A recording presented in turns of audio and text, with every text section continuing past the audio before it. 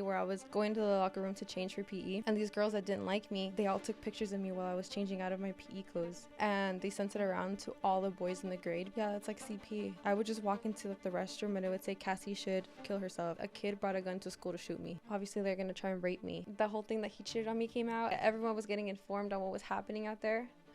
At the same time I'm this girl's cousin and I'm going for her man. Like I got caught in a love triangle. Hi guys, welcome back to Me and Who Else podcast. Thank you guys so much for tuning in to another episode, and please make sure you guys subscribe below. Before we get started, I just want to give a quick little disclaimer, you guys. I'm not wearing makeup today because I had a micro needling facial done.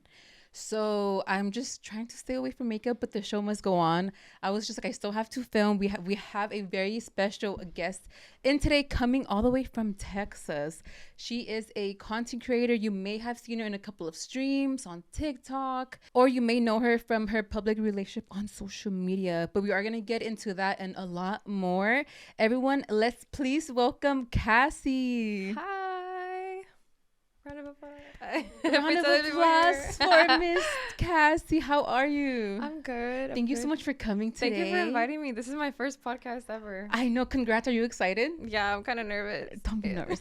I'm always nervous. Every single time that we film, I'm just like, can you guys please help? And then I feel like, especially today, because I don't feel like myself, because I feel like I don't have my makeup on.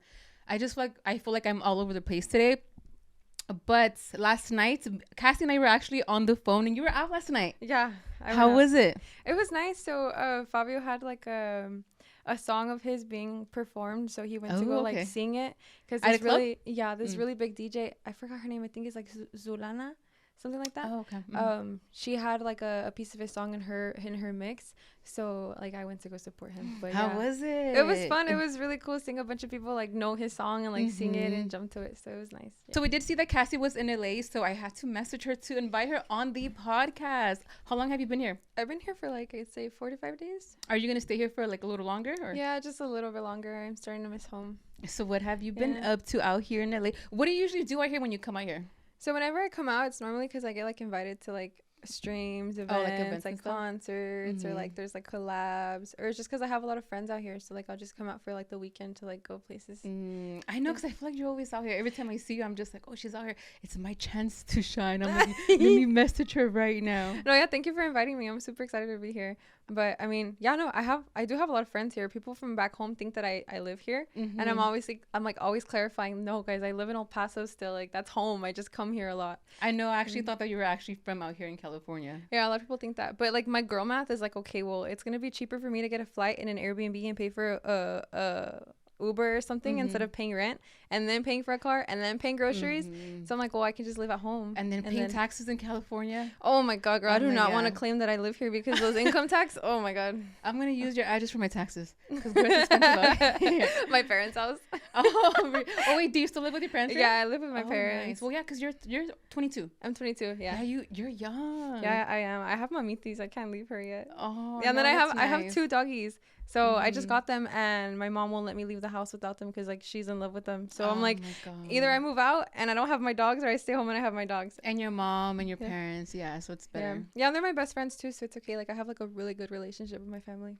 Oh, that's nice. Well, we do want to get into all of that. We also want to start off with your background, like who you are, how'd you start on social media, how you were raised, and where, because you said you were from El Paso, right? Yeah. So obviously we see you on a couple of streams, we see you on TikTok, and I know that you are also like on a fitness journey, but we want to get to know you a little bit more, especially starting with your background. So I grew up in El Paso. I was born there in El Paso. My parents have always been together. I have one brother, and it's always just been the 4 of us. I'd say we've been like a very united family. Those are like my best friends, I'd say. And well, growing up, I'm just honestly so blessed and glad to have had them in my life, because I really wouldn't be where I'm at today if I didn't have their influence and like them constantly checking on me and caring for me and like being that like support system for me. They're really like my backbone. So like my upbringing, I'm very blessed to have had them, and I still have them. So yeah. So it's just you and your brothers? Yeah, just me and my one brother. Oh, okay. Yeah. Are you the oldest, the youngest from the siblings? Yeah, I'm the oldest. Oh, yeah, so I'm like, yeah. Oh my God, and you're young. Yeah, my brother is 19, so it's like, when I look at my family, like my mom and dad, I'm like, wow, they're living life for the first time too. So like I'm living through things, and I'm sometimes experiencing things that they've never experienced, and I'm like, wow, like I'm living for the first time, and my parents are also living for the first time, and like this is the first time in our family that this has been experienced. So like it's kind of like a crazy thing to think about. Yeah. Oh, it sounds like you have like a beautiful family. That's nice. Yes, thank you. I do. So tell us how it was growing up, like in middle school, elementary school, high school. I feel like I went through a lot of traumatic things during those times that my brain forgot a lot of the stuff that I went through, but most of the things, or like a few of the things that I went through that are pretty bad, I do remember. It's just like I don't really talk about it much, so I feel like this is probably like a good time to bring it up. But starting in elementary, it was honestly, I don't understand why people were so mean to me, why teachers were so mean to me. Looking back at it now, I understand that what I have, that's why I'm saying like my family unity, I'm so blessed to have it, because I realize that not a lot of people have that. And so I'm thinking from like I guess like my interpretation of everything, that the stuff I went through in elementary, middle school, and high school was people's projections of their like maybe jealousy or like envy that they had towards the relationship my parents had and that I had with them. And in elementary, it really started with counselors picking on me, or counselors' daughters picking on me, or just like really popular girls in elementary, middle school, and high school picking on me. So I guess like a story that I remember, and if I laugh during any of this, it's just because I laugh at my trauma, okay? No, it's like, girl, same. We just laughed through the pain. It's girl, fine. yes, like, yeah. I'm going to tell you a couple stories, and I'm probably going to be like, you should have. No, I'm kidding. No, I'm kidding. But, so one of the stories I remember is I was in the second grade, and it started off with these two girls. Celeste, I'm looking right at you. She called them out and everything. Let's No. add her on the video. I'm like, no free shout outs. No, so that girl, she had gotten a contract written up and signed by every little girl in my grade saying that we do not want to be Cassie Marrufo's friend. And they had no explanation as to why. So I remember one day I went to school with my rolling backpack that had my name stitched on it because my mom stitched it on, and I had my sparkly glasses and my bows, and like I had like the cutest outfits. Like my mom dressed me like I was her little doll, so like she dressed me up. And I sat at the table and they presented me with this contract, and they're like, we're not your friends anymore. And they just like kicked me off the table. And as a little girl, I like imagine a second grader just seeing that and being like, what the heck? Why don't they want to be my friend? And that kind of led into like them plotting on me even worse. And I don't know where little girls like this got like their like evil or like their negativity from. It probably rooted from home, but I know, because I was going to say, how does a second grader know that? yeah, Like, it has to be getting taught somehow, or maybe like unintentionally taught at home. yes, that's exactly crazy. Like, how do you become Regina George at that age? exactly. That's crazy. Yeah, they basically had like a burn book, but only my name in a contract. Like Oh, and not them busting like a rule. Do you watch Baddies? like the Baddies East. Baddies, what is it Ah, called? you're like the whole. Like the whole fighting one. Yeah, it's because one of the girls, like, when she wants to kick out someone, she writes like a whole contract. Oh my god, That's crazy. That's insane. I would have a trauma experience if that happened to me. Mm-hmm. But so that kind of led into like different things happening to me at school. So for example, one of the times the girls told the teacher that I had stole like a pen, and it was because my mom bought me these really pretty sparkly pens. Okay, I wanted them so bad, so my mom like she got them for me, and I had them in my bag, and the girls were mad that I had those pens, and so they told the teacher that I had stole something from the teacher. And so the teacher had everyone empty out their backpacks. There was nothing, and the girls escalated it further to like the counselor. So the counselor pulled me into her office, and she had the security grab all my bags and tear them up. And like even like my pencil box, she would like open it, break them to find out what pen it was that they stole. And I was just sitting in the room like holding back my tears, and I was like, I didn't steal anything. And like these girls literally got the security guard to cut up all my things, like my pencil bag, like just to see, like, because they were saying, oh, we saw her hide it inside that bag, and like they couldn't open them, so they were like cutting them or like just destroying them. And I was like, wow, like this is what, like my parents just bought that for me, like why would you do that? Well, they escorted the girls out. My stuff was broken. They didn't call my parents, and I was just sitting there like, what just happened to me? And the counselor sits me down, and she goes, I'm gonna tell you something, you better take it as a life lesson. And I was like, what? Like, okay, keep in mind, when I wear glasses, my glasses make my eyes googly, so you can just imagine like my bows, my googly eyes, and like I had like welted like a little girl, yes, like a baby. Mm-hmm. And the counselor goes and says, if you want to have friends, you need to lower your confidence level, because in this life you cannot be a confident girl. And my mom always preached confidence to me. Like, you need to be confident. You need to love yourself, blah, blah. She was like, you need to love yourself less if you want these girls to like you more. And I was like, what? And so I told my mom a little bit later after that, because I was scared I'd get in trouble if I told my parents, because that's how the school made it seem like I would get in trouble if they told me, if I told on them. And so, like, looking back at it now, it was like, why would you as a grown woman want to put down a second grader whose mom instilled like so much confidence and self-love just so that she can like love herself less or feel like, you know what I mean? Like, why would you do that to a little girl? So it really started from there. And then, well, you know, teachers and counselors like all best friends, so they're all going to back each other up and not like help each other. They're not going to help the student that's going to make them look bad. So do you feel like all of them are taking the little girls as like words, or wait, so what ended up happening? Did they end up, because they didn't find anything in your backpack, right? Yeah, they didn't find anything. They were just like, oh, well, she probably took it home, and that was it. Like, they had my bag like destroyed. They had my confidence ruined that day, and I just went back to the classroom, and I was like, wow, like, what just happened to me? Did you ever involve your parents in all that? Later on. Okay. Yeah. So a little, like, that was elementary. So it started getting into like the times where I was entering middle school, like 5th, 6th, 7th grade. And at those times you would have to change for PE to like get into your PE clothes and stuff.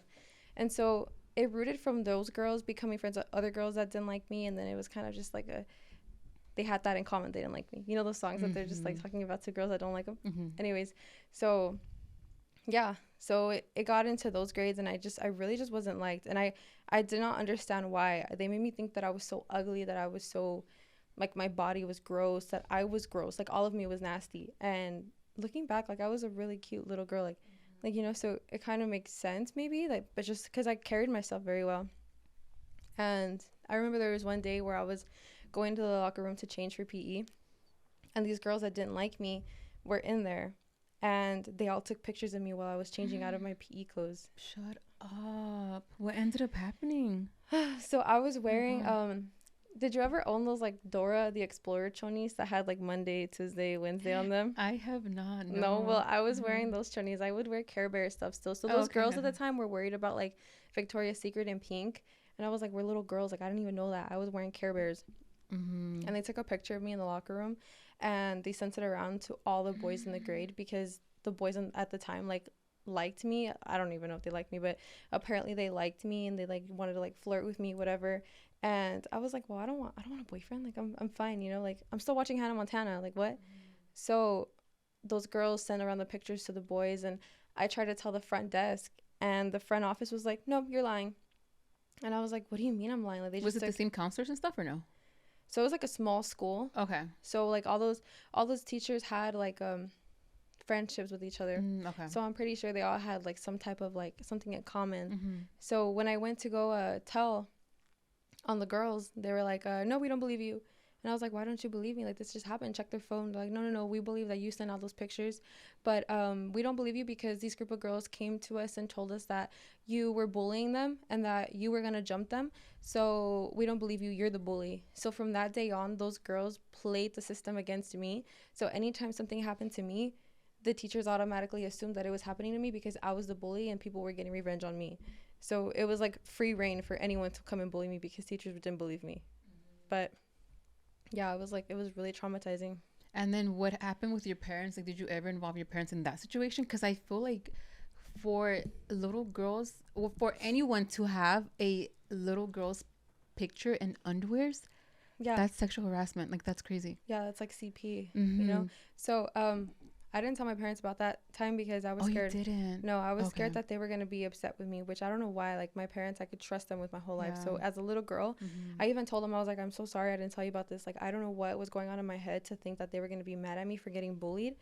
But yeah, so it rooted from that. And I would just walk into like the restroom and it would say, Cassie should kill herself. Cassie should not be here. Cassie this, Cassie that. It was like a really traumatizing experience. And my parents really didn't find out about it till I was like 7th grade or till high school.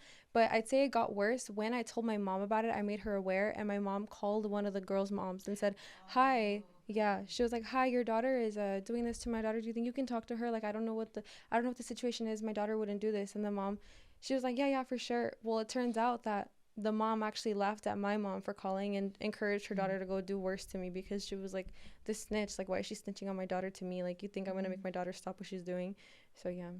So it's definitely being taught at home. Yeah. Because if the parents are condoning it, of course the kids are going to act just like that. Yeah, and meeting the moms now and looking how they live their lives, you can definitely tell that they see that at home. So it was a really crazy experience.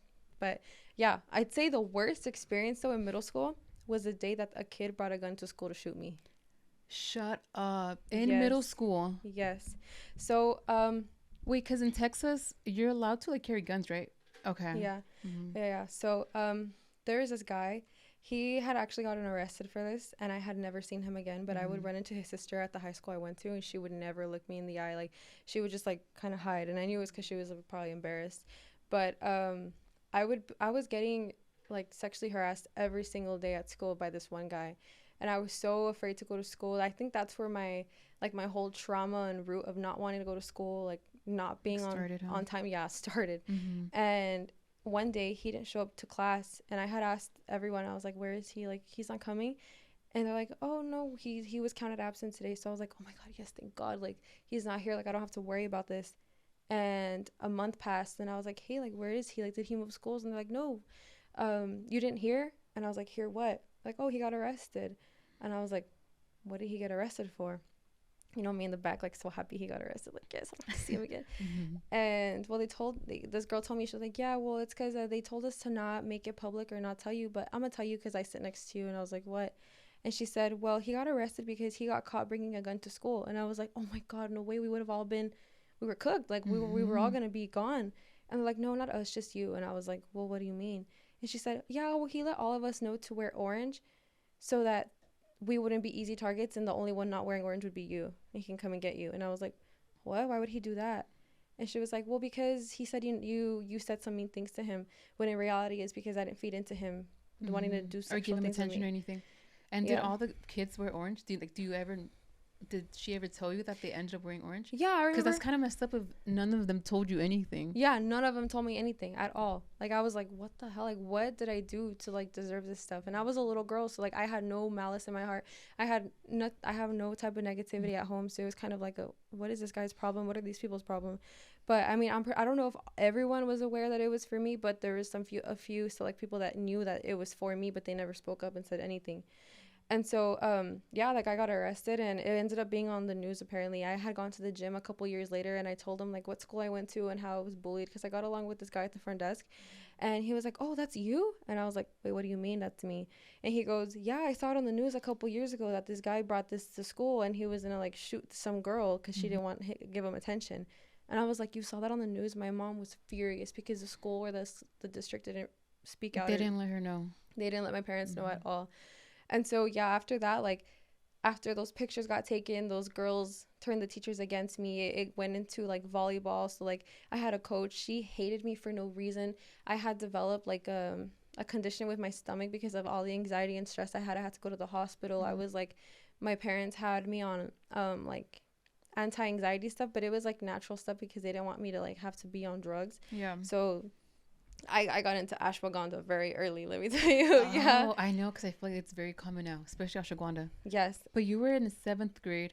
Yeah, that was all happening during that time, and then it just got worse. The girls got way more mean with me. They kicked, like, they would push me in the hallway. They would try and cut my hair. I would be answering a question in class, and then these girls would be like, when are you gonna shut up? Like, we don't want to hear you. And I'd be like, wow, what the hell did I do to get this kind of treatment?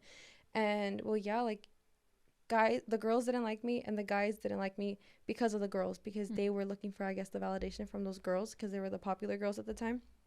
So they would make fun of my body, so I wouldn't feel pretty. I wouldn't feel good about myself. Made fun of my hair, everything, any little thing you can think about, they made fun of. And it was around the time where Snapchat was coming out too. Okay. So I was posting on Snapchat. I was like hanging out with my mom, and everyone was posting pictures of, like, stuff they'd get from Bath and Body Works, because Bath and Body Works, Abercrombie, Hollister, all those things were, like, super in. So I was like, wow, they're shopping. I want to go shop there too. I took a picture, and they hated it. They hated that I do that.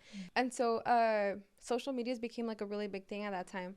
And obviously the girls wanted to just, like, bully me. I don't understand why. To this day, I don't understand why. I even asked them, why did you bully me? And they're like, I don't know. I don't care to tell you. So I was like, they couldn't give me a clear answer, but they would take pictures of me and make edits and post me all over their Instagrams. Like I was like the main thing, and all these comments would comment like snake emojis or fake emojis, like, and I was getting like jumped on social media. And yeah, I got rid of my social media and I just didn't want to post anymore. I remember there was one day that I had gone to the restroom and I was bawling my eyes out because these girls had just like humiliated me in class. And I was sitting on the toilet, and of course the walls read Cassie should kill herself, blah blah blah. And so I was just crying, and then these girls, the girls walk into the restroom, and I lifted my feet from the toilet so they wouldn't hear that it, or they wouldn't see that it was me. And they're like, "Oh yeah, is this still happening after school?" And I was like, "What's happening after school?" And the girl was like, "Yeah, we're gathering everyone. Like, just like make sure like to bring scissors to scare her, blah blah blah." And I was like, "What's happening?" Like, yeah, and they listed all these girls, and it was about like 15 girls and like about 7 guys. They were planning to jump me after school with like scissors and all this stuff. Like they had these things like planned. Like if they would have, I should have pressed charges now that I'm thinking about it. It was like premeditated, but yeah, I had my roller backpack. Like, okay, I understand if you guys wanted to bully me for carrying a roller, like a rolling backpack. Like, why did I do that? But like, not the other stuff. And so yeah, I remember I had waited for them to leave the restroom. I called my parents on my phone. I had like a little LG at the time, and I called and I was like, "Mommy, like I'm so scared they're gonna jump me after school. Can you please come pick me up? Like I'm so scared. I don't want to be here." And at the time, I had already developed like, I don't want to say it's an eating disorder because my mom would make sure I ate. She was like, "No, you are not gonna go into this. Like you're not gonna be depressed. You're gonna eat." So I would eat, but I didn't want to eat. Like I lost my appetite. I had really bad anxiety. I was sleeping too much. Like I just like I had the thoughts, you know. And yeah, I I feel like called. this is also triggering. I'm Yeah. all mad for you. I'm That's like crazy. but yeah, so my mom, she went and she called my dad, and she was like, "You need to go to the school and pick them up because if they do anything to my daughter, if I see that they're outside." Like my mom, I I can understand where her anger came from. She was like, "If I see those little girls, I'm gonna I don't know what I'll do." Like And the school still did not the do school did not anything. care. My parents would talk to the school. I would go to the counselor. They say, "Well, you should probably just try and fit in more. Like you Oh should my probably lower your God. confidence. You should probably not bring that to school. You should just don't wear that. Don't be yourself. Just try to fit in." I was like, "What? Like what am I doing though? Like I'm not doing anything." They wouldn't do anything. There were so many reports made, nothing. And my dad, he picked me up from school that day, and I saw him and I ran to him and I broke out in tears. And of course, the group of kids were waiting for me outside the door, but I went through out a different door because I had always gone out through the side because I wanted to avoid them, so they knew I went through the side, and they had gone to the door I always leave, and I went out through another door with my roller Mm-hmm. backpack, and they saw me because they heard the loud ass noise of the wheels. I ran to my dad. I started crying, and he was like, "Let's go, Chiquita, let's go home." And I just like Mm. broke down crying in my dad's arms. And yeah, that was like a really traumatizing day. After that, I didn't want to go to school anymore. I just I had lost all motivation to do anything. I was still playing sports at the time, and even practices were brutal. One of the coaches didn't like me. Her daughter didn't Mm. like me. They had me doing these drills so aggressively. Like, do you know what suicides are? No. Wait, is it where you like jump, right, or So no? it's like I was playing volleyball. So it's a Okay. basketball court, and then you have to go from like this end of the court to the middle of the court, and then And then go back. back, and Yeah. then this way, and this Yeah. like a Mm-hmm. bunch of like conditioning. But what she would have me do is she would have me dive on my hip. And keep in mind, I did not The play back coach. row. Yeah, I Okay. didn't play back row. I was front row because I was taller than other girls. Mm-hmm. And so she said, "Okay, you have to do suicides," and she had me do 100 suicides one practice, and then she had me go run 2 miles outside, and doing all those excessive suicides, landing on my hip when I was not supposed to, made me tear my hip. Like I have a tear in my hip to this day from like coaches doing that to me. And I just couldn't take it anymore. I would go to practice and I would shake. Like I was shaking. Girls were like bullying me in the locker room. I was so scared to get jumped. I was changing in like the restrooms where I can lock the stall. And How did your parents handle all that? my dad would pull up to practice. Like he would go sit in the bleachers, and the coach would say, "You need to get out of here. You cannot be here. You can." He was like, "That's my daughter. I'm gonna be here. Like she wants to do this. So I'm gonna be here." And she would kick him out. She would have like the doors locked, like just so my parents would not see what they were doing to me. I would be in line to like do a drill, and the girls would come up to me and grope me and like grab my butt, and Oh, they'd like say, actually harass you. yeah, actually harass me and say, "You have nothing on your bones. Like you're so skinny. You're so ugly. Like what makes you think you can play volleyball? You don't even look good in this uniform, blah blah blah." Like it was horrible, bro. It was so bad. And even during the days at school, like I would have like boys come up to me and try and like harass me or grope me or say ugly things to me. And well, there's just like this super traumatizing experience where these girls were saying like, they started rumors that I was a hoe. So they had started these rumors where I was a hoe and that I was doing a free blowies, right? And I did not do that. Like I'm a little girl. What am I gonna do? Like these girls are being doing all that at their age. I was not doing that. And so I was a huge theater geek too.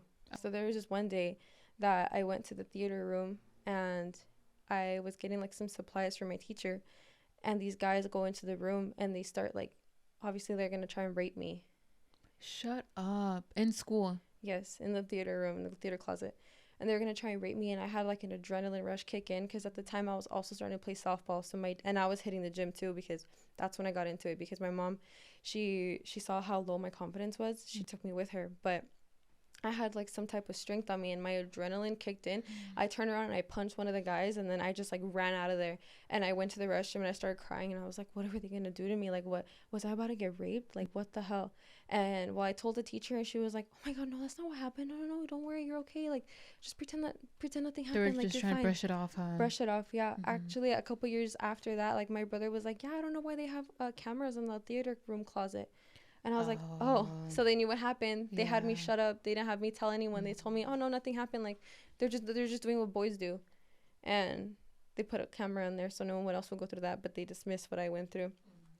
So yeah, that was like a series of events that kept happening and kept happening. And going to high school, that rumor that I was that kind of girl happened, and then yeah, also in 8th grade they were like, oh yeah, well, she did this in the theater closet, like she gave it up to these boys and I didn't. If only they knew that I had gotten almost raped, I was harassed, I was assaulted, and they just kept the rumor going, like, yeah, she's easy, like she's easy, she's this, she's that. I had not had a first kiss, I had not had a boyfriend, nothing. I didn't even have friends, like, you know what I mean?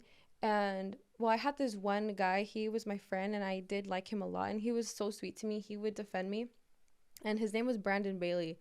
And he wasn't like my first boyfriend, but he was the guy that was like super sweet to me. He saw how mean people were to me, I think, and he would like get me like Valentine's gifts, like Easter gifts. Like he's a beautiful person and his family is also very nice. But I feel like his friendship really helped me through that time. And also this one girl, her name was Jaylene. She was my friend during like the darkest times, and she had no idea like what she did to me, like did for me in the friendship. But I feel like she really also saved me because I don't want to cry. Like I was like so like. Do you still talk to them? Yeah, I do. Yeah, day? I think Brandon Bailey is doing his like, he's like pursuing entrepreneurship somewhere in a different state, and then Jaylene, she's a realtor back home. But we hang out and like They're probably so proud of you, especially seeing you on social media. Yeah, they are. Seeing everything that you do, they're probably so happy for you. Yeah, and I'm so happy that I have them in my life, and I'm so grateful that I came across them when I did, because I really needed them. And yeah, my family too. I just wish that I was more vocal with my family so that they could have gotten me out of that situation, but they did the best they could. My parents were there for me. They were constantly supporting me. My mom left work so that she could be there for me at home, so that I wouldn't do something to myself, so that I would have my mom present, so that I wasn't going to hurt myself.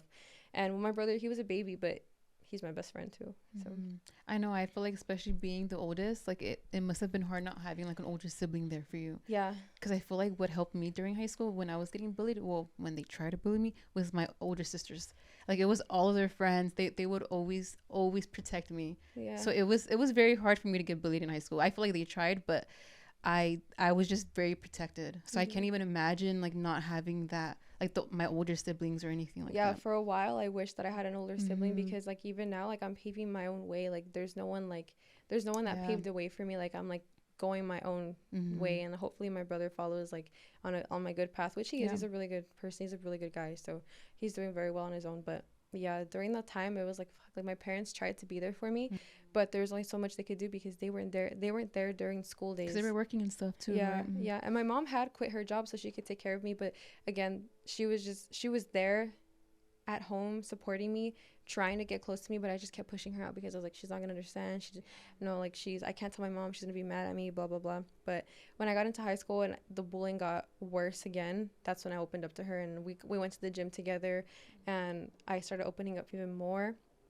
And actually she started taking my pictures during that time, because again, I had told you I stopped social media, and she started taking my pictures, and she kept encouraging me to like post my workout. She's like, Mija, post on Instagram, like you look so good. I was like, no mommy, I'm ugly. She's like, no, post, you better post. Like she would tell me, you better post right now.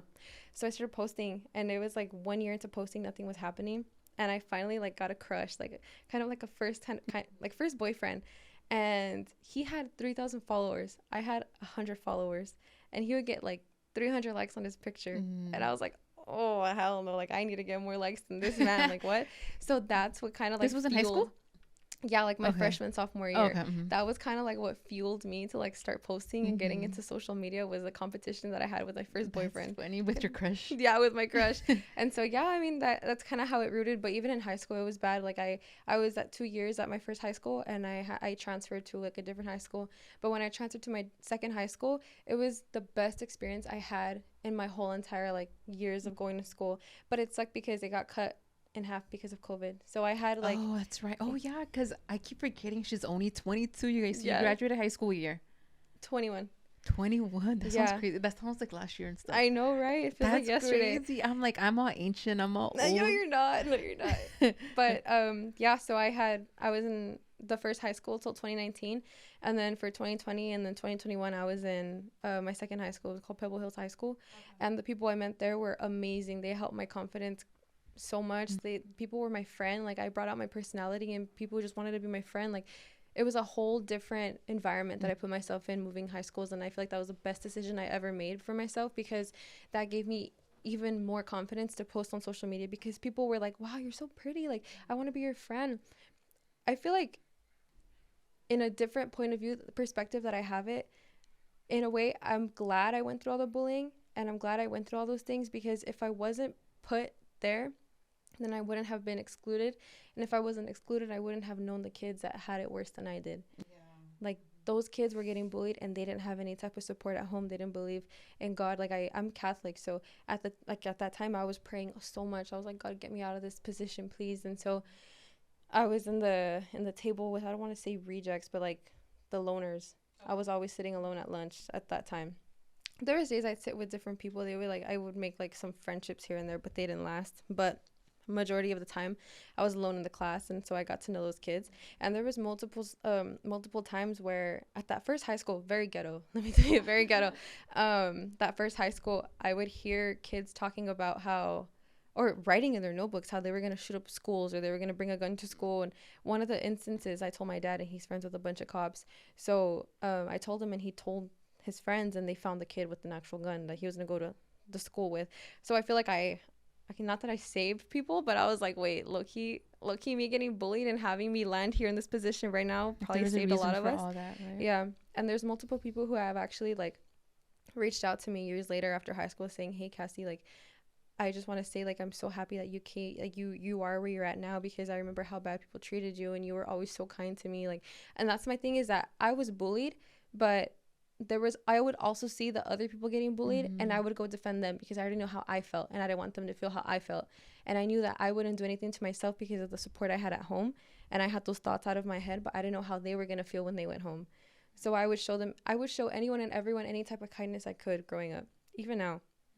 And yeah, years later, I got messages from different people saying, like, Cassie, like, the fact that you smiled at me and you acknowledged my existence, like, I didn't kill myself that day from school, going home from school, because you helped me. Like, you made me realize that I'm seen, like, I'm not invisible. And I feel like that impacted me big time, and it changed my perspective to saying, like, wow, like, if I was not bullied, if I didn't go through this, then I wouldn't have been put in that position to be sitting near this person and show them some type of kindness and love. And yeah, there was multiple people that I saw, like, breaking down, like, in the middle of everybody, and everyone would ignore them, and I would go and I would be like, you know what, like, take all my energy. Like, if you need to be happy for one day, take all my energy. Like, I'll regain it in time, but you can have my energy. Like, so yeah, I feel like. And look at you now. I feel like even you have grown a huge audience on social media that look up to you, that you influence. I know, it's crazy. I feel like that must feel so good, especially from coming up from all that bullying. It must feel so good. Do you feel like the people who bullied you watch you on social media now? Oh, definitely. You're like, hi, Cassie. What was her name? Yes. Wait, no. What was her name? Girl, I'm like, there's a bunch of girls. Like, snake one, snake two. Wait, no. What was the girl? The first one from elementary, Celeste. Celeste. I'm like, I'm not calling you out. I'm like, Celeste, you still got that contract, girl? It's probably all expired. That's crazy. They're like, oh, we could be friends with her now. She's like, girl, I made you sign an NDA. What do you mean? No, I'm like, oh my God, with your little roller. I used to have one of those backpacks. A roller backpack? Yes. Yeah, girl, they were what cute. was wrong with those? I don't know. I guess they thought that the nerds wore those, but I'm like, girl, it was easier for our back and for everything. It was very convenient. I'm like, I don't want back problems. Well, now I have back problems, but like, back then, it was great. But That's crazy. yeah, That is so so yeah, I funny. actually have girls reach out to me and they texted me and they said sorry. I'm so sorry for all the drama that I caused, and I'm so sorry for coming at you these certain ways. Like, I hope that we can be friends. And I'd be like, no, like, bye. Like, why do you want to be friends with me now? Like, Yeah. and I didn't even have that many followers at the time. I had like 5,000 followers, so I think maybe they saw my come up, they saw my potential. But I remember there was these girls that always said, you're never gonna be anything. You want to take these pictures and you're ugly. Like, you're not gonna be anything. Like, stop. Like, you're breaking my phone just seeing your face on there. Like, That sounds blah so blah. mature. Like, Like, yeah, it was so mean. So that lit a fire, and I was like, you know what? I'm gonna be on Fashion Nova. I'm gonna be all over everything. You're gonna look me up, and you're gonna find me everywhere. And they're like, yeah, whatever. Get over yourself. You're not humble at all. That's why they told you to stop loving yourself. And I was like, okay, then bet. And now if they look up like now something on look at Fashion Nova, I'm you. on Fashion Nova. So it's kind of That cool. is crazy. That's God's Yeah. work for you, honey. Yeah, thank God. But It really is. Your prayers definitely worked. yeah, and yeah, they worked. Thank you, Lord. But I'm here. I didn't leave. I didn't leave this earth. Thank God. So looking back now, what would you tell like your 14-year-old self? Oh wow. Okay. You're Well, like, I have a whole book for I'm you. like, I have a novel for you, Yeah. baby. But no. I So love that. yeah, my baby Cass. I call myself baby Mhm. Cass.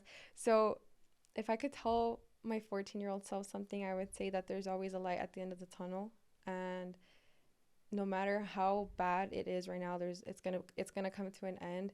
The drama that you're going through right now, it's like a thunderstorm in a water bottle. So it's just like this little problem, and there's a whole world of everything out there. I remember at the time, like, I couldn't see myself like living. I couldn't imagine a life for myself outside of school. I was like, no, it's gonna end. Like, I have a feeling it's gonna end. Like, I'm not gonna make it to that time, and because it was like a really dark time for me, and yeah, I mean, I'm here now, so I would tell her just, girl, friendships aren't real. Not all of them are real. They're not all genuine. Your mom and your dad and your brother are the ones that are genuine. They're there for you. And just keep loving yourself and stay true to yourself. Respect yourself. I love that. And you never gave up. I know. You never let all of never those give up. demons in your head get to you. Yeah, So that's I good. feel like I had a lot of those at the time, and I expelled them. But yeah, also just do not care. Just don't give a about what anyone says. Don't care about any opinions. Do your thing, and you'll see how far it gets you with just doing things without caring about the whole world. Because in all reality, it's your world, and everyone else is just living in it. Period. So, Poo. yeah. And then since you did say that it gets you far, obviously we have seen the growth on your social media. How did you even start social media? Especially because I feel like a lot of people are afraid to get on it because of the bullying. And Yeah. you went through that and you still decided to get on social media. Like, what made you transition into that? So my thought process was, okay, well, I already went through this so bad. What's the Mhm. worst that could happen? Like, what could they tell me that I haven't already heard?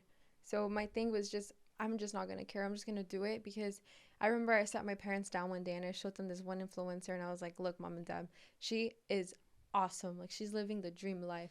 This is what I envision for myself. I want to do this. And they were like, okay, Mika, do it. How are you going to do it? And I was like, just take my pictures and we'll figure it out from there. And yeah, I started posting in the gym. I started posting on Instagram, and then I blew up in like a gym niche. Oh, okay. That was my like thing. gym content? Yeah, gym content. How old at were you first. when you first started? I'd say I started trying at 16. Oh, okay. 17, I became more consistent. 18 during quarantine is when it really like Oh, did good okay. for me. Yeah. Yeah, and I had gotten my first 10,000 followers in 2019. I remember 2019 or 2020, and it was the biggest thing. I was like, I made it. I'm good. I got more followers than You're my like, Mom, I my made first it. boyfriend. I was like, Yeah. I made it. And my mom was like, girl, you have not made nothing. And I was like, you're right. And she was happy for me, but she was Yeah. like, is that how many followers that girl you showed me has? And I was like, no. And she's like, go work for it. So yeah, during quarantine, I hit 50,000, and then it hit 100,000, and now I'm at 800,000. So I think that's really On TikTok. Cool. On Instagram, On I'm at Instagram. 800,000 on Oh, Instagram. On period. TikTok, I'm at 500,000. No, 400,000. Almost 500,000. Almost there. But I feel like I took Instagram way more serious, because during quarantine, I swore TikTok wasn't gonna make it. I was like, quarantine. Girl, same. I didn't start TikTok till like 2021. Ah, damn. Mhm. You see, and I get so mad at myself, because like a lot of the videos that Alex Earl did to blow up, I was doing Get Ready With Oh, Me. was she your inspo? No, Oh, I had okay, never okay. seen her, but I was just doing like Get Ready With Get Me. Ready With I was Me's. doing like funny videos. I was doing Mhm. workout videos, and I feel like if I just stuck to one thing that went viral, Like one niche. yes, my Mhm. TikTok would have been way bigger. But I feel like I really locked in with TikTok this past year. Mm-hmm. Yeah, doing like more like collabs and stuff like that. So you are on TikTok, on Instagram. Are you on YouTube yet or not yet? Yeah, I'm on YouTube, but I'm Okay. trying to get more consistent Mhm. with that. No, I'm not that consistent. I think I'm at like 15,000 subs. Yeah. Oh, yay. That's My little good. 15K. That's Yes. good because I feel like it's too hard to get subscribers on YouTube. Yeah, it's really hard. It's really hard. So don't forget to subscribe to this channel. No, just kidding. And to Cassie's channel. Yes. But to be also know that you are also on OnlyFans. How did Yes. that come about?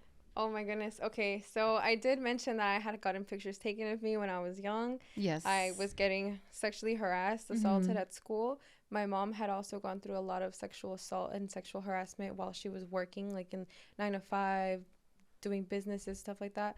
And I remember I had blown up at 17, and a lot of people thought that I was 18, but I did not expose my age. I was like, I don't want Instagram to take me down for not being 18.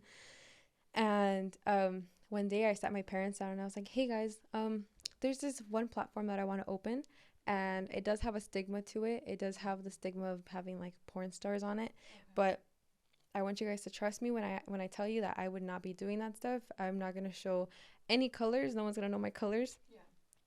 And my dad was like, Mija, do whatever the fuck you want. I trust you. I know how I raised you. Go make that fucking bread. And I was like, Period, I was Dad. like, thank you, Dad. My mom was like, yeah, Mija, I'll take your pictures. Like, what, bikini pictures? And I was like, yeah, basically, because also I'd go to the beach, and of course, men would just take pictures of me without even knowing how old I was, not knowing, so it was like the way that my mom and I and my dad see it is, if I'm going to be making money and I'm working out there in the world, I'm going to be getting harassed, assaulted, annoyed, like groped by these men, or it's a man's, realistically, like it's a man's world out there, and like women are making it, but there's so much things that women go through in like a world like that.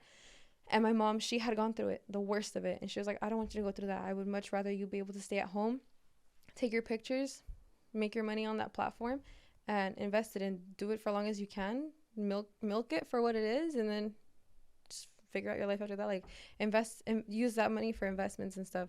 So I was like, yeah, you're right. And so yeah, I've been doing OnlyFans for like the past like 3 4 years.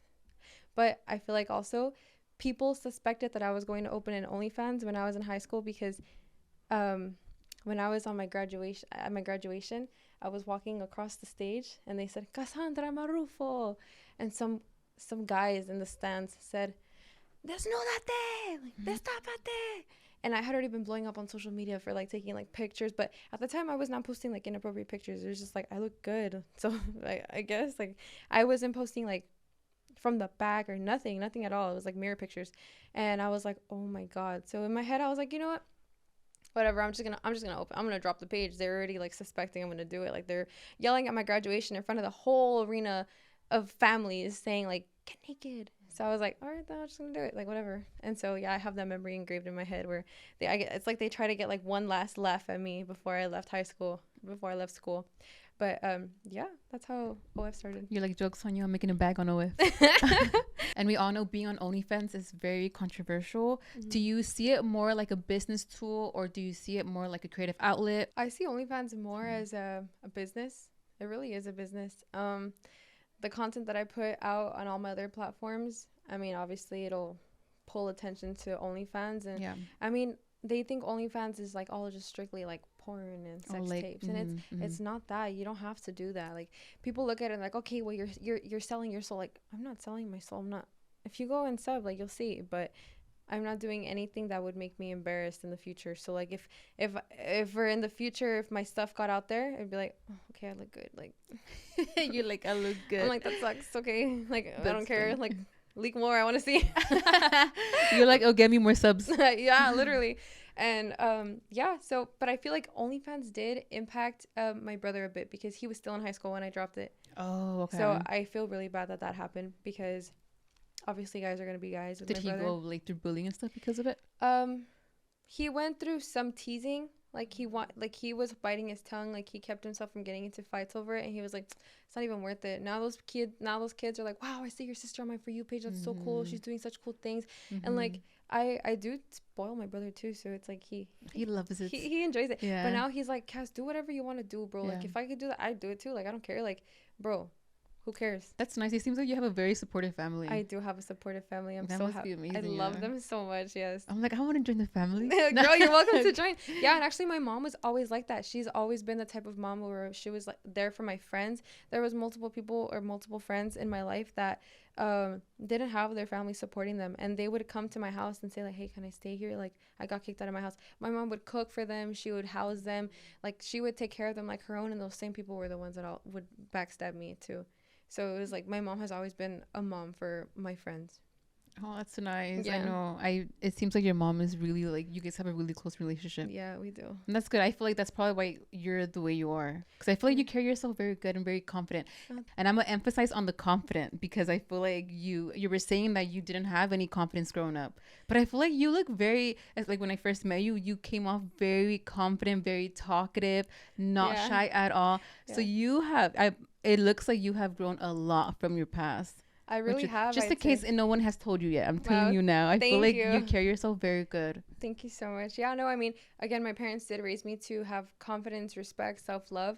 And during those times, I feel like I really got insecure. But after that, my parents still built me up. I built myself up, and I just built my confidence in the gym. And people want to discredit me now that I got my body done. But I'm like, girl, who cares? I love it more now. Like, whatever. So you're 22. At what age did you get your body done? I got it done at 21.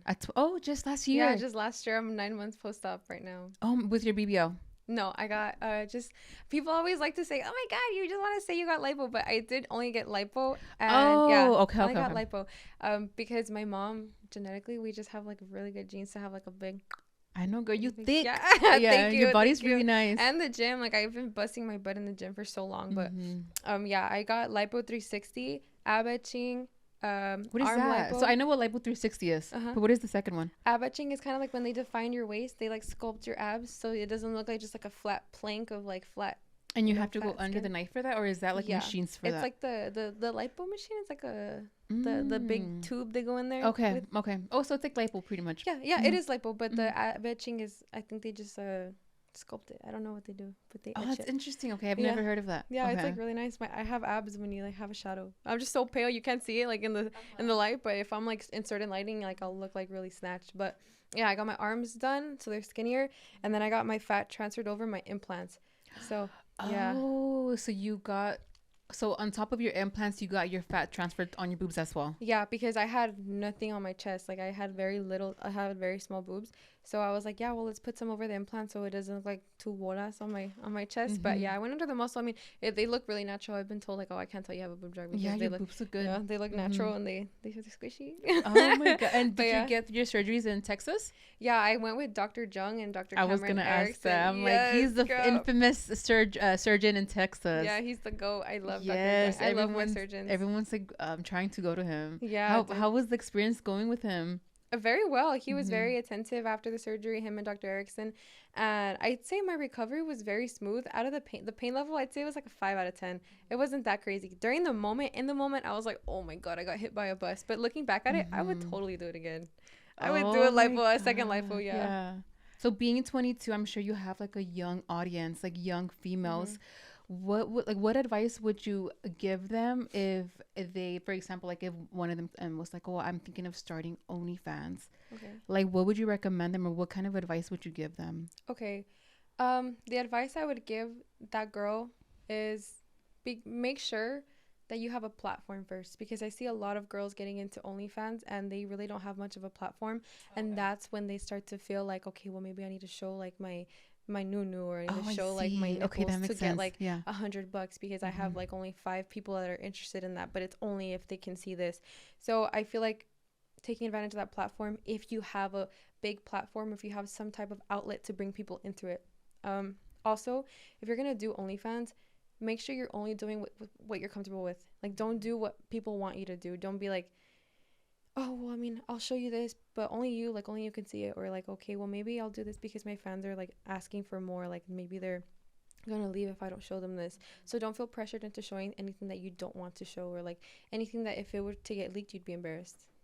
So yeah, but I mean, of course, I would not recommend OnlyFans if you don't have the confidence, or you don't have maybe like the support system, or if you are doing it for the wrong reasons. Yeah, I think it's like more of like a personal thing, but I I mean, I kind of gave my backstory on why I'm doing OnlyFans, but yeah, just make sure you're okay mentally, emotionally, and don't feel pressured into doing it unless it's something where it's like, yeah, I want to do it, like I want to try it. Let's go make a bag, but not because oh my god, like she's doing it, so I'm gonna do it. Mm-hmm. You know.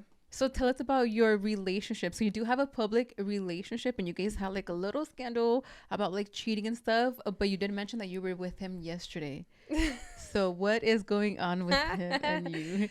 Okay, so basically, Y'all like, I folded already. I folded, guys. I folded. No, I'm blank. So he never cheated. It was like you know those clips on TikTok that get taken out of context, like, and they say, "Oh my God, this drama happened." So he never cheated on me. He was out in Argentina and he was working out there because he has like a big team out there for his music, and he was staying with a bunch of like his managers and people. I knew about like a couple managers, like two, like a couple guys. I knew there was a girl, but I didn't know if he was staying with her alone or I didn't know what was happening. I never asked because I was like, oh, whatever. Like he's gonna do what he's gonna do. Like I don't care. Like do your thing. But he did post it on TikTok after. I mean on Snapchat after we had already been posting together, and obviously like we were on live and people are seeing that we're like developing a relationship. And he went and posted a girl in the morning making him breakfast. So I feel like that wasn't the best look. And so people came to me and when I was live and they were like, oh my God, is he cheating on you? He cheated on you. He posted a girl making him breakfast and the girl was wearing like a really baggy t-shirt and it looked like she had nothing underneath. So you already know what that image portrays. So to me, I'm like, I don't think he's going to do anything. Like if a guy is going to do something, he's going to do something. That's how I see it. Like you can't control someone. You have to love yourself more than you love the other person. So I was kind of just like, whatever, like I'll ask about it later. Like if it's something, then I'll find out. Like I'll find out. Like I'm intuitive. I'll dream about it. If you did something, I'll dream it. Like I don't have to ask. I want to find out in here. And well, yeah. And so the whole thing that he cheated on me came out, and he didn't cheat on me, but there was like I guess like a little bit less communication than there was when he was here in the States. But I do understand he's in a different country. It's like a whole different time zone. So I was finding things out as TikTok was finding out. Oh no. Okay. So it was kind of like everyone was getting informed on what was happening out there. Yeah. At the same time, I was. Mm-hmm. So when I would be on live, people would ask me like, "Oh my God, what's this?" And I'd be like, "Guys, I don't know. Like I don't know what that is," because I don't want to bother him. So yeah, guys, he never cheated on me. He never cheated on me, guys, because you can't cheat on someone if you're developing something with them. But yeah. So our friendship kind of is developing into a relationship. I know. How did that start? Because you guys just started off as friends, right? Yeah. It's like the song we started off as close friends. But so I was on live and then he invited me to join the live and I was like, oh hey, what's up, blah blah blah, and like we got along on the live and he was like, oh cool, we should be friends. Do you ever come to LA? And I'm like, yeah, I'm gonna be in LA next week, blah blah blah. And so we ended up hanging out. Like we were like, oh well, what are you doing? Like I'm not doing anything. Like do you want to hang out? And we hung out. And I remember I had like one of the best conversations in my whole life. Like we were sitting on a couch and it was like sun right up in the day. Like the sun was shining bright. And at the end of the conversation, we were still sitting in the same exact spot, like talking back and forth to each other. And it was pitch black. And I was like, wait, I can't see you anymore. And he was like, oh my God, like it's dark. So he turned the light on. We were like, holy crap. Like we just had like a 6-hour long conversation without any interruption. Like that was crazy. And so we just like developed like into like talking so much that it was like he was my best friend. And so we just like developed that friendship, and then people were like, oh my God, you guys have chemistry, which I feel like we do have chemistry. You see on the camera and it's kind of like, what? Like how are we just like friends? You know what I mean?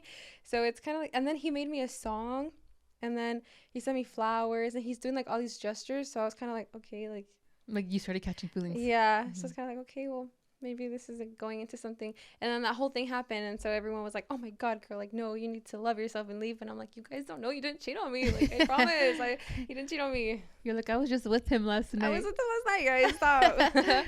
Oh, okay. And then so you guys have not made it official. You guys are just kind of going with the flow, just trying to see how it like talking, seeing if it would even work out, because at the end of the day, like we started off as friends. So, I mean, even if it didn't work out, I'm like, that's still my friend. You know what I mean? Mm-hmm. At least on my end. Yeah. Oh, that's good. So you guys must have like a good friendship if you guys can go back to that. Like if it does not work out. Yeah. I mean, I hope so. I'm like, I'd hope so. But he's like a very nice, genuine person. He's like one of the most genuine people I've met out here in Los Angeles. So, yeah, I trust him. So speaking about being in a relationship, we also did see a little love triangle but it was actually for on Twitch. Yeah. So we do see that you make like some appearances on Oblivion's Twitch. Yes, his What streaming. happened with that little love triangle and all of that? So I got invited to do, I guess, to go on stream with Oblivion. It was like last year in October, and I had no idea what I was getting myself into. I knew that I was gonna go on there and I was going to be a season. I had no idea that, I guess, he had a girl's tattoo named on him already. And I went in, and I've obviously, like, his fan base was very like for his current girlfriend, and I just went in and I got roasted. Like, I got called a Timu, I got called like all these things, and I was like, oh my god. And there was even like rumors going around that I was the girl's cousin. So I was like, oh my god, like they're thinking that I'm this girl's cousin and I'm going for her man. Like, that's insane. But I feel like it was like a love triangle, like a Love Island kind of thing. And obviously, like, it was like a made the best girl win. And I was just being myself. I was making my jokes. Like, I asked him if he sucked toes. And like, I mean, it was funny, but I guess some people didn't think that it was funny. And well, yeah, I mean, they're together now, and I mean, it was a really fun experience. Kind of, I cried a couple times off camera. I was like, why is this person being like so mean? Like, why are these people being mean to me? And yeah, but I mean, they're together now, so I was like, I don't want any part of that no more. I'm good. Oh, okay. So you Yeah. stepped away from all of that. Yeah, kind of. Yeah. They started doing like their own relationship thing, and he got away from like doing the love triangle thing. But I felt like I got caught in a love triangle, but because not because not because I was trying to home wreck or anything. It was kind of just like, oh yeah, like come be the season, like come compete for this man's love, blah blah blah. And I was like, okay, like I get okay. So Oh, I it was went. like a game show, or was it? What was happening on the? I don't even know. I Okay. just from like the stuff that I had seen, it was like he had different seasons of girls. He had like season 1, season 2, and Got season it. 3. Okay. I think I was gonna be like a season 4.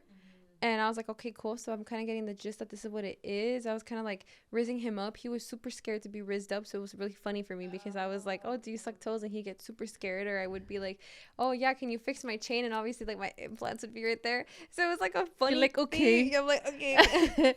And so, I That's mean, funny. it was funny. But then I started realizing, like, wait, I think him and this girl are actually developing. And then a few months later, they ended up, like, he ended up Actually asking dating. her to be his girlfriend. So I was kind of like, oh, that was awkward. Yeah. Oh shit. Yeah, Okay. but no, we're all good. Like, Yeah. Brie and I are friends. We're not cousins. People think we're cousins. Think they say that we look alike. I'll show you a video right now. But So we're no longer on this little love triangle. So what is next for Cassie? What do you have planned? What do you want to do on social media, on OnlyFans, on YouTube, on TikTok? so I really want to hit that 500K mark on TikTok. I want to hit 1 million, but I feel like I just need to get more engaging content because in the beginning I was just doing like a lot of thirst traps just to lead over to OnlyFans because I was like, whatever, I'm not a TikToker. And then I wanted to become a TikToker, so then I started working more to it. So I want to hit the big numbers, and I want to like, like get more into it. For Instagram, I want to hit 1 million. I'm at 800K right now, so I have 200K more to go. Hopefully I make it. And YouTube, I want to lock in on YouTube. I want to get good content. I was actually going to do a page with a couple girls, and it was going to be like a really big thing, but it didn't follow through. So now I have to put like that effort into my own page. Yeah. And so, like I mentioned, when I first blew up, it was for fitness. I had like the fitness niche, and I had a brand when I was 17, and I ended it like at 19. A fitness brand. Yes. Oh, It was okay. called Fit by Cassie. I didn't really like the name, so I ended it. I don't know why I did that. It had blown up around the time that Peachy Bum and like Allure by Anna were really like going, and I saw them as like, okay, cool, like we're all on the same level right now. And then I stopped because I was doing OF. So I was like, oh, whatever, like I'm busy, I can't do it, I don't like the name, I'm gonna rebrand. And I just never found the time to do it. So now I feel like I'm really in a different mind space. Like, I have different goals, I see different things for myself. So I'm really working on rebranding and relaunching. And yeah, so that's in the works right now. That's a goal that I have. And just kind of like go from like having the fitness and incorporating different things into my brand. Oh, that's nice. So you Yeah. want to start on your business again. You want to Yeah. grow on YouTube. What kind of content do you want to post on YouTube? I want to do like funny videos, cool videos, nothing too, I don't want to do childish videos, but really engaging content. Like Are we I'm going to see some couple content on there? you might A couple's channel. a couple's channel. I mean, I don't know. I mean, I have to see where stuff goes, you know Yeah, what I that's mean? true. But yeah, I'd like to grow my YouTube with like my friends, and obviously if I have a relationship, like get that going into it, but mainly me, because I don't want to be known as like, oh, Cassie and that person. Like I want it to be Cassie and then that Cassie and that person come together. So yeah, I hate when people call me a clout chaser or anything like that. Like I'm not a clout chaser. You're like, I have my own clout. Like, yeah, I mean, I'm building it, and I have my own friends. So if my friends come out in videos, or I go out in their videos, it's because like it's like, oh, we're in each other's videos, not because there's actually some people out there that are like, let's do a video, but it's because they want the view at the time. You know what I mean? Like the clout chasers. So if only they saw what an actual clout chaser was, they would know. So to wrap it up, you guys, one last question for Miss Cassie. Like, what has been your biggest, maybe like life lesson being on social media? My biggest life lesson on social media, I'd say, is to not listen to the critics. Don't listen to the people who are trying to take you down. Because if it was easy, everybody would be doing it, because it's not easy to put yourself out there. I'd say just keep going, keep being yourself. Don't fall into the being who everyone else is telling you to be, and don't listen to fake friends who want to tell you to change things about yourself, or don't try to compare yourself to other people, because like for example, if you compare numbers, it's going to make you so unhappy. If you compare money, lifestyles, it's going to make you so unhappy. So take the blessing that you have and enjoy it. Don't compare it, because comparison is a thief of joy, I'd say. 100%. Oh, I love that. I'm going to write that down later. I actually really did like that. Yeah, it's a good one. No, it is. So thank you so much, Cassie, for coming out in this week's episode. You did really good. Oh, thank you. I feel like our energy went like, I feel you made me feel a lot, like really comfortable. I'm a yapper. Period. But you guys, we do have a surprise for Cassie. We're going to take her somewhere. And to see that exclusive content, we are going to drop it only on our Snapchat. I'm so excited. Oh my God, I'm nervous. What is it? It's going to be so much fun, I promise. But thank you so much once again for coming out. Make sure you guys follow her. I'm going to put all of her links down below. And yeah, we'll see you guys next time on the next episode of Me and Who Else. Bye. Okay, so we ended up bringing Cassie to a twerking class. Guys, they saw my twerk competition and they saw that I lost, so she brought me to class. So we brought her here so she can redeem herself, so that way you guys can see her twerking skills. These are our OTs. We're not even. You see, if I would have known we're gonna do this, I would have brought twerking pants, like some loose pants. Maybe I should stop trying to surprise you guys and just tell you guys. She's gonna be teaching us how to twerk. Hey. Oh, she did that so good. I'm a little. Wait, I'm gonna go in now and be like, hey. So I'm really stiff, so hopefully we can unstiff this little butt that we got going on here. Little. You're gonna see what will happen in 1 hour. In 1 oh, period. She said in 1 hour. So right now we're just gonna do a couple of warm-ups and then we'll.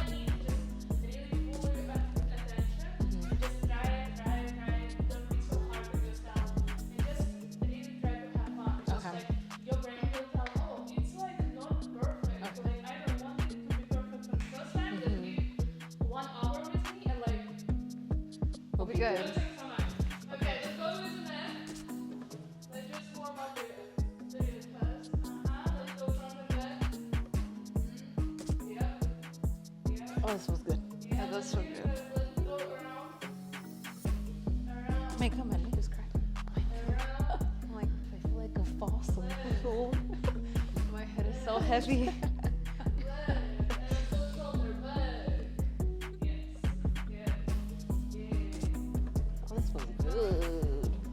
I should probably stretch more often. I know how I'm like I am cracking.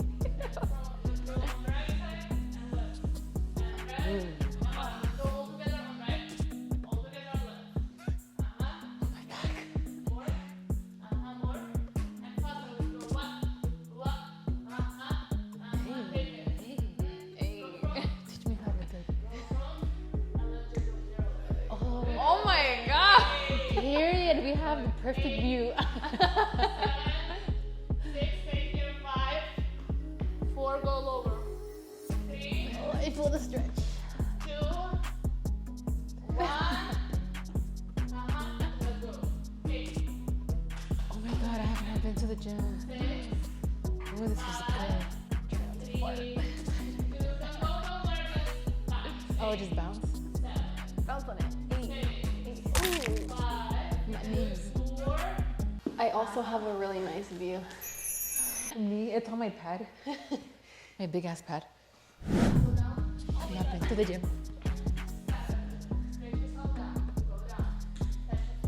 I'm already sweating.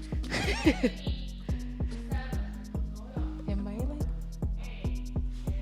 Ugh. Okay, so let's start with the shake. Shake is kind of the base position when we shake up and shake down. Okay. All I need you to focus on your position.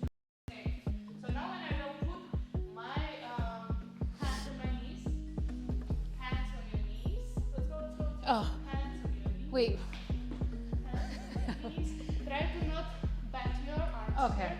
So go straight. Try to not close your neck. So show me your beautiful neck. And put your shoulder a little bit back. And here we will shake down, down, up, and down, I look. up, and down. You got it. Up, I'm like hunching my back with this. straight your hands here. Okay. Go on the side so you can see yourself. Go side, side. Let's try it again. 3, 2, 1. Here, up, up, down, Try to Damn, I'm bend your stiff. arms. Oh, don't bend my arms. Sorry. 3, 2, 1. Here, up. Ugh. Down, up, down. One more sentence. When you will go up, don't go front and back. Okay. So this is a leg. Okay. 3, 2, 1, hey. Up and down, up and down. Yes, you got it. Up, down, Make it with us. Up. 3, 2, 1, hey. Up, down, up and down, up and down, up and down, up and down. Oh, 3, 2, 1 more time.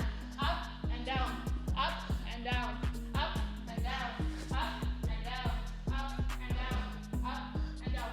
Let's have a go. So I kind of prepare for my second shake. Up, prepare, up. Down, prepare, down. Because if I will not prepare myself, it will look like this. Oh, that's how I look. Let's make it really slow. 3, 2, 1. Hey. High and higher. Down and down.